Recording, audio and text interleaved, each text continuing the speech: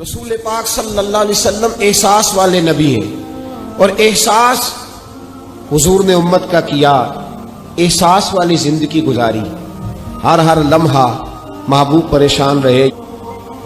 نبی پاک صلی اللہ تعالی علیہ وسلم کی حدیث اور روایت کرتے ہیں حضرت سلمان فارسی رضی اللہ تعالیٰ عنہ، اور ساتھ ہیں سیدنا بلال حبشی رضی اللہ تعالیٰ عنہ۔ فرماتے ہیں ہم نہ گھر سے نکلے، حضور نے فرمایا ذرا جلدی چلو، ایک ضروری کام ہے۔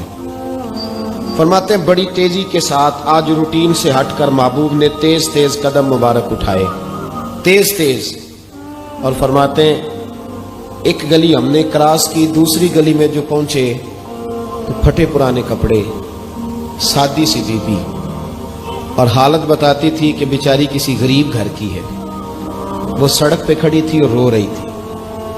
میرے کریم رسول نے فرمایا بلال اسے پوچھو کیا مسئلہ ہے، کیوں روتی ہے؟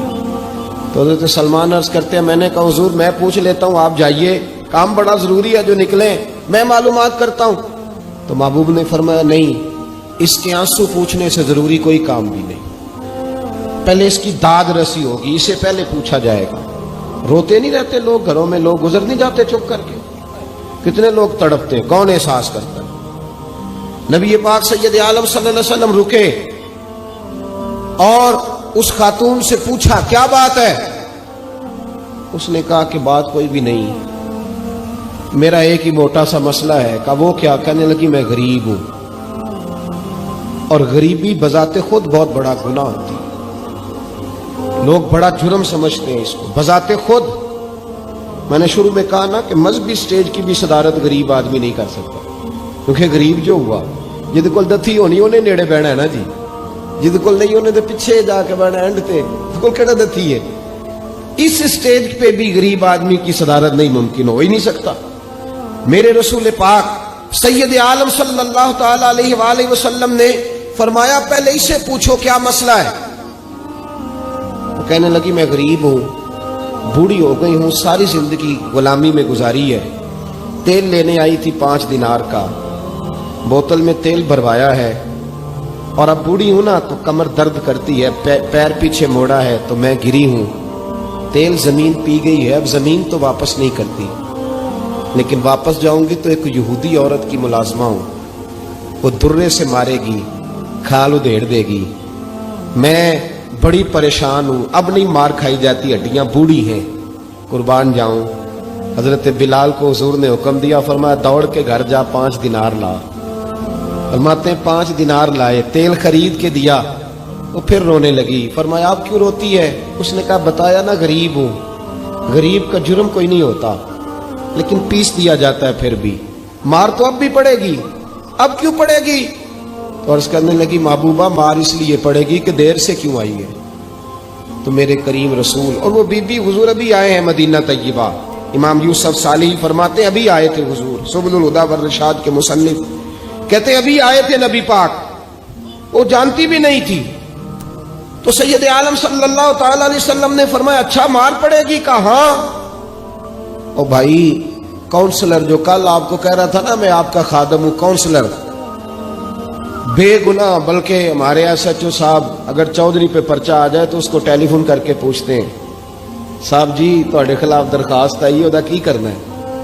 تو غریب آدمی بیچارہ، اس کی غلطی یہ تھی کہ وہ غریب تھا تو اس نے ریڑھی لگا لی چوک میں، اس کو دبوچ کے لے گئے، تینوں پتہ نہیں اتنے نہیں کھلوئی تھا، تو اس کے پاس کل انویسٹمنٹ ہی 5000 تھی، سارا لے گئے۔ پھر وہ کونسلر صاحب کے پاس چلا گیا، سر میرے نال چلے آدھے ذرا میں تھانے جانا ہے۔ انہوں نے کہا گڈی کرائی ہے، پیسے ہے نہیں ایویں تھانے جائیدا ہے۔ اب وہ گاڑی لایا ہے، پتہ نہیں کہاں سے لایا ہے، تھانے پہنچا ہے، اور یہ ہے ہمارا حال کہ وہ SHO بھی بیٹھا ہے کرسی پہ اور کونسلر بھی کرسی پہ بیٹھا اور وہ غریب پیروں میں بیٹھا ہے، اور ہاتھ باندھ کے کہہ رہا میری ریڑھی دے چھڈو، میریاں 4 دھیاں نے تو میں شامی کھانا کھڑنا ہے۔ کدھر گیا امت کا وہ ذوق؟ ساری زندگی نعتیں سننے والوں بتاؤ تو صحیح نعت نے تاثیر کیا دی ہے روح؟ اگر ابھی بھی گھاڑی غریب کے پاس کھڑی نہیں ہوتی تو پھر کیا اثر ہوا ساری زندگی نعت سننے کا؟ میرے مصطفیٰ کریم سید عالم صلی اللہ تعالی علیہ وسلم نے فرمایا اس خاتون سے یہاں کونسلر ساتھ نہیں جاتا، کہتا ہے کر دیا ٹیلی فون، سویرے 9 بجے پہنچ جانا، اور کائنات کی سب سے معزز شخصیت حضرت سیدنا بلال حبشی رضی اللہ تعالیٰ عنہ فرماتے ہیں میرے نبی پاک نے فرمایا بی بی چل میں تیرے ساتھ چلتا ہوں. گویا اللہ کی ساری رحمتیں اس کے ساتھ ساتھ چلنے لگی.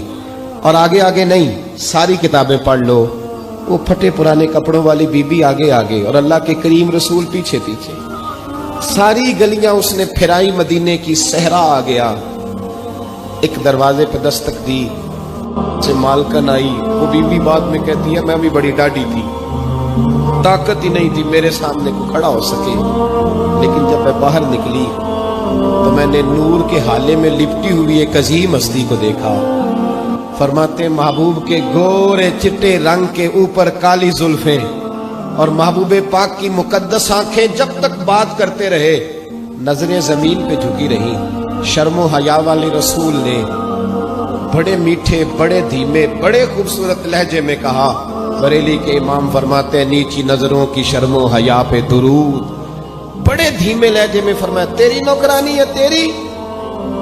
عورت کہتی ہے میں تو حضور کے جلووں میں محو ہو گئی کہ سادگی میں اتنا حسن میں نے دیکھا ہی نہیں, تیری نوکرانی ہے. کہا تو میرے محبوب نے فرمایا بیچاری کی غلطی کوئی نہیں, اسے مارنا نا, اس سے تیل گر گیا تھا, نیا خریدتے دیر ہو گئی, رو رہی تھی تو میں سفارش کرنے آیا ہوں. وہ خاتون کہتی ہے کسی کی نہیں مانی تھی, اور محبوب کے جملوں میں تاثیر اتنی تھی ککھ سواد نہیں مشری اندر, اساں کھنڈا می چکھ ڈٹھیاں انہاں ساریاں شیواں نالوں گلاں سجن دیاں مٹھیاں. فرماتے ہیں نبی پاک صلی اللہ تعالی علیہ وآلہ وسلم نے فرمایا کچھ نہ کہنا. کہنے لگی نہیں کہتی, میرا وعدہ رہا, کچھ نہیں کہوں گی. اب میرے حبیب نے پھر نظر اٹھائی اور اس غریبنی کی طرف دیکھا اور فرمایا تو اگر کہے تو میں جاؤں, تو اگر کہے تو میں خود بھیک دے, خود ہی کہے منگتے کا بھلا ہو, تو اگر کہے تو میں جاؤں. اس نے خراج پیش کیا تو چند آنسو گرائے. کہنے لگی محبوبہ جیسے بندہ نوازی. حضور نے رخ پھیرا, حضرت بلال کہتے میں پیچھے رہ گیا تو وہ دونوں بیبیاں دوڑ کے میرے پاس آئی. کہنے لگی بتا تو صحیح ہے کون, یہ بتا تو صحیح کون تھے. تو حضرت بلال کہنے لگی تم نہیں جانتے. جناب بلال فرمانے لگے یہی تو ہیں جنہیں اللہ نے سچا رسول بنا کے بھیجا ہے.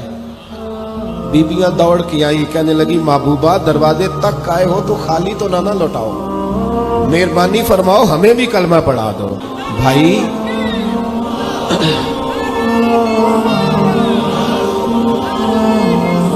اگر دولت احساس ہے نا پھر تو زندہ ہے. جو زندہ ہوتا ہے اس میں لچک ہوتی ہے, جو مر جاتا ہے وہ اکڑ جاتا ہے. اگر زندگی ہے تو پھر احساس ہونا چاہیے. اگر تیرے اندر زندگی ہے تو پھر احساس ہے, اور اگر تیرے اندر احساس نہیں رہا نا تو پھر زندگی زندہ دلی کا نام.